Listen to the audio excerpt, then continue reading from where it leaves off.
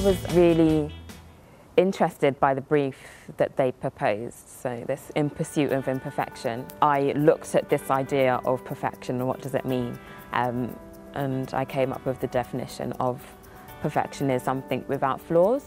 I started actually with photography and looking at different images that were imperfect, particularly in nature, because nature has a great way of producing itself and reproducing itself with unique skins all the time. I was really interested in apples, for instance, and how they have a skin that's different all the time, but they have the same shape.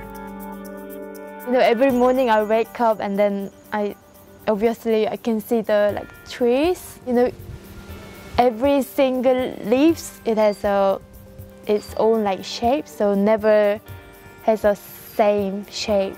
I didn't mean to design a clock, but I'm trying to start to think about what's the time, what is it, and then trying to see what's our perception of time, object that we call it as a clock, which is just a visualization of the time with the numbers we created.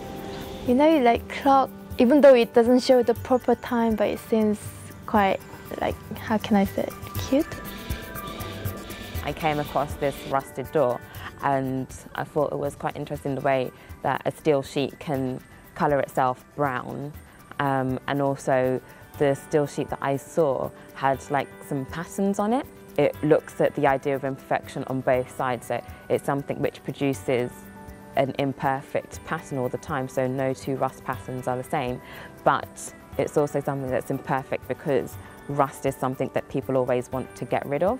So I thought it would be interesting to go down that way. That's how I carried on with material experimentation and colouring different metals and creating these different recipes to tarnish metals and creating these different solutions and having the material influence the product. If I know what process will be involved for the process, then I wouldn't start. It's amazingly really challenging and sometimes very painful.